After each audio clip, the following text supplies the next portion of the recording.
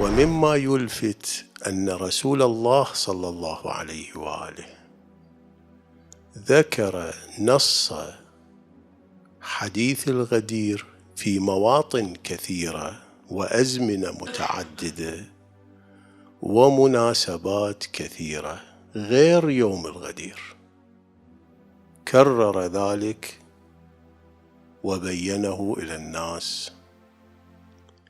منها هذه القضية رواها أحمد في مسنده، يعني في مسند أحمد هاي الرواية موجودة، وكذلك ابن المغازلي أو بالكسرة المغازلي بإسنادهما إلى عبد الله بن عباس عن بريدة قال: غزوت، هذا بريدة يقول: غزوت مع علي عليه السلام اليمن. هسه احنا نقتصر على ما ذكرته الرواية، اكو تأمل في بعض مفردات هاي الرواية. غزوت مع علي عليه السلام اليمن فرأيت منه جفوة، يعني ما كان هواية يهتم بأمر بريدة، رأيت منه جفوة.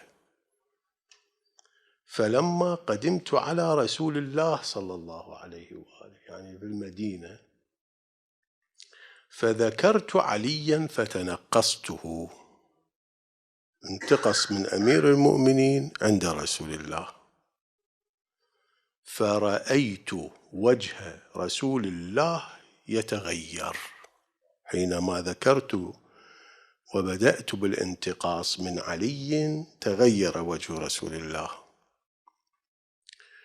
قال: يا بريدة، ألست أولى بالمؤمنين من أنفسهم؟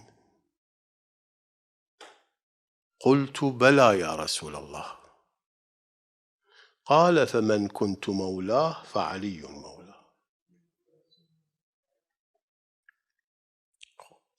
هنا اللي يمر على مثل هذه الرواية لابد وأن يتأمل في مدلولها. ما هي المناسبة بين تنقيص بريدة من علي عليه السلام ومن جواب رسول الله: من كنت مولاه فعلي مولاه؟ شنو المناسبة؟ شنو الربط بين الأمرين؟ لماذا رسول الله مثلا ما نصح بريدة قال لا تنتقص من علي؟ قال الجواب بالنص الذي ذكره في الغدير أيضا، نفس النص. شنو السبب والسر في هذا؟ هذا فيه دلالتان.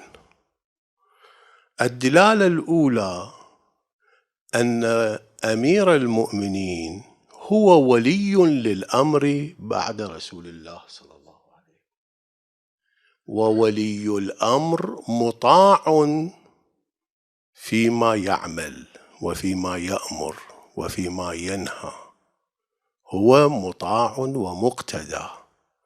لذلك قال: ألست أولى بالمؤمنين من أنفسهم، يعني ما أفعله ينبغي عليكم التسليم له، فما يفعله علي ينبغي لكم التسليم له، مو الانتقاص منه والكلام في ظهره. هاي الحقيقة الأولى اللي تستفاد من هذه العبارة. الأمر الثاني أن الانتقاص من أمير المؤمنين والشكوى هذا أمر يبغضه رسول الله صلى الله عليه وآله. إذن كل منقصة، كل انتقاص من أمير المؤمنين وجه رسول الله يتغير من كلمة بريدة، مع أنه رأى منه جفو على تصوره وفي ظنه أنه رأى منه جفوة. أكو بعض الناس أحيانا هو حساس تجاه القضايا، يشعر بأنه صارت جفوة وإلا أمير المؤمنين خب أخلاقه أخلاق رسول الله صلى الله عليه وآله. بس الآن احنا نساير متن هذه الرواية.